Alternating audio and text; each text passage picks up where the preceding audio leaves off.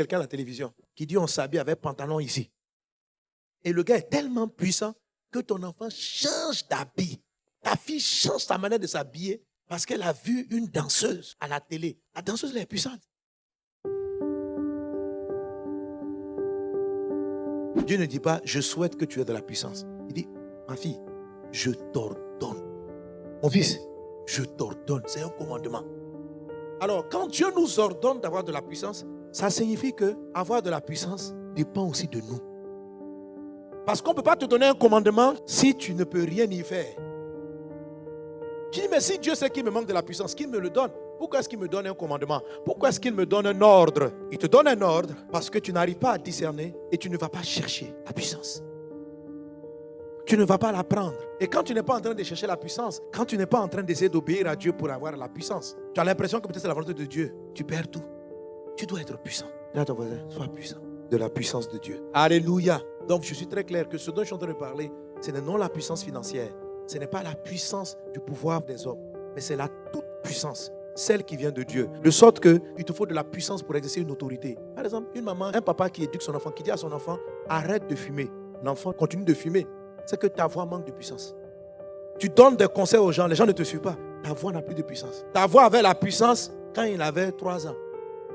Mais la puissance qu'il faut pour éduquer un enfant de 5 ans, ce n'est pas la même puissance quand il atteint l'adolescence. Il faut un niveau de puissance supérieur. Pas le fait de crier, mais peut-être de la puissance en amour, de la puissance en éducation, de la puissance en parole. Comment tu peux concevoir que toi qui as passé toute ta vie avec un enfant, l'enfant il vient, il regarde 2 jours quelqu'un à la télévision qui dit on s'habille avec pantalon ici. Et le gars est tellement puissant que ton enfant change d'habit. Ta fille change sa manière de s'habiller parce qu'elle a vu une danseuse à la télé. La danseuse, elle est puissante. Et en termes de vêtements, elle est plus puissante dans son éducation vestimentaire que toi dans tes conseils à tes enfants. Il te faut de la puissance.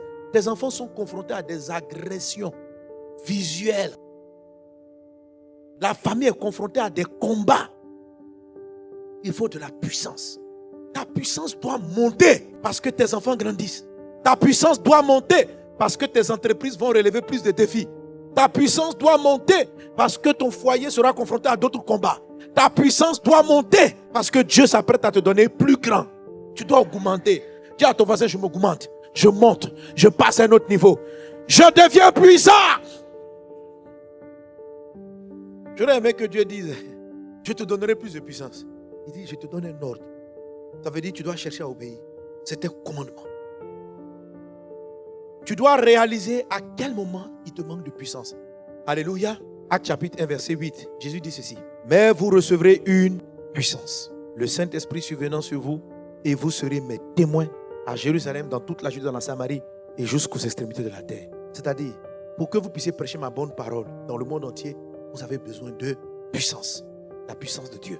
Jésus avait tout expliqué aux disciples. Il connaissait la prédication. Il savait qui était le Christ. On a envie de se poser la question, mais venir dire à quelqu'un que Jésus est le chemin, la vérité et la vie, faut-il de l'énergie pour ça, de la puissance? Dieu dit oui. Vous ne pouvez pas être mes témoins si vous ne recevez pas de la puissance. Tu as écrit un chant qui est tellement beau que toute la terre doit chanter, mais tu manques de puissance. Donc quand tu chantes, on n'entend pas. Il faut de la puissance dans ta voix. Non, sérieux, hein? Ça y est, tu chantes, tu es sur Facebook jusqu'à... Ton chant passe même. C'est-à-dire les gens écoutent et puis ils sont distraits. Et il y a un gars qui vient qui chante rien même. Il crie son nom, yeah, yeah, yeah. Les gens courent après son chant. Tu te demandes, mais qu'est-ce qui se passe? Le problème, ce n'est pas l'idée. Le problème, c'est la puissance. Il a une puissance. Ce n'est pas la puissance de Dieu, parce qu'il y a beaucoup de puissance dans l'air. Ce n'est pas la puissance de Dieu. Pour que ce que Dieu t'a donné, l'enfant qu'il t'a donné, la capacité qu'il t'a donnée, ait plus d'influence, il te faut de la puissance. Tu manques de puissance. Tu manques de puissance. Et c'est une puissance qui ne vient pas par l'argent. Ce n'est pas la puissance des relations. Ce que Dieu veut que tu cherches, c'est la puissance qui vient d'en haut. Vous recevrez une puissance. Le Saint-Esprit survenant sur vous et vous serez mes témoins.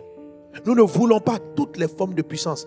Il y a des puissances ténébreuses, mais nous parlons de la puissance divine qui à elle seule regroupe les différentes formes de puissance positive, de vie pour manifester la vie de Dieu. Voilà ce que tu vas recevoir dans cette école, dans le nom de Jésus. Alors, lorsque quelqu'un commence à manquer de la puissance, il y a des signes qui apparaissent. Lorsque tu n'as pas la puissance qu'il faut pour atteindre l'étape d'après, Dieu va permettre à ce qu'il y ait certains symptômes qui apparaissent dans ta vie. Lorsque tu vois ces signaux-là intervenir, il faut savoir que tu dois rentrer à l'école de la puissance. Ce n'est pas une école qui s'arrête, c'est une école qui est continuelle. C'est-à-dire, chaque fois que je vais voir ces 3 signaux, tu vas avoir une certaine attitude. Mon message va te montrer, à partir de la parole de Dieu, quelles sont les attitudes à adopter lorsque ces signaux-là prennent place dans ta vie. Amen. En ce moment précis, quand tu les vois apparaître, ça ne sert à rien de courir. Ça ne va pas marcher. Ça ne sert à rien de te débattre, d'appeler les parents, d'appeler les gens, de te focaliser pour aller chercher beaucoup d'argent. Quand ces signaux-là apparaissent, si tu te bats dans le mauvais sens, tu vas perdre de l'énergie, du temps et de l'argent. Tu vas te faire arnaquer parce que tu n'as pas su respecter et prêter attention aux signaux. Tu as pensé que ce blocage était un problème de relation. Tu t'es mis dans des relations, tu es parti voir des personnes pour décanter la situation. Or, en fait, ce sont des signaux divins. Et quand ils signalent, signal numéro 1, signal numéro 2, signal numéro 3. Quand les 3 sont validés, tu dis, ok, je sais ce que je vais faire. Et l'enseignement va te dire ce que tu dois faire. Ok? Qu'est-ce que tu dois faire quand les 3 signalements-là commencent à s'allumer? Lorsqu'ils te signalent, tu dois savoir que le temps est venu pour moi d'aller recevoir une nouvelle dose de puissance. Je vais augmenter en puissance. Je vais augmenter en puissance. Je dois passer à un autre niveau de puissance. Alléluia. Parce que ça va venir de manière cyclique. Quand Dieu s'apprête à te faire passer à un autre niveau, tu dois chercher à observer les 3 signaux. Quand ils sont en place, tu dis ok. Alléluia. Alors ces 3 signalements-là, ces 3 signaux, on va les retrouver dans la vie des Israéliens. À un moment donné de leur traversée du désert, ces éléments-là vont apparaître. Il leur fallait plus de puissance. Ils ne vont pas comprendre. Mais Moïse est celui par qui Dieu passe pour nous expliquer qu'est-ce que Dieu voulait atteindre en t'amenant dans cette école.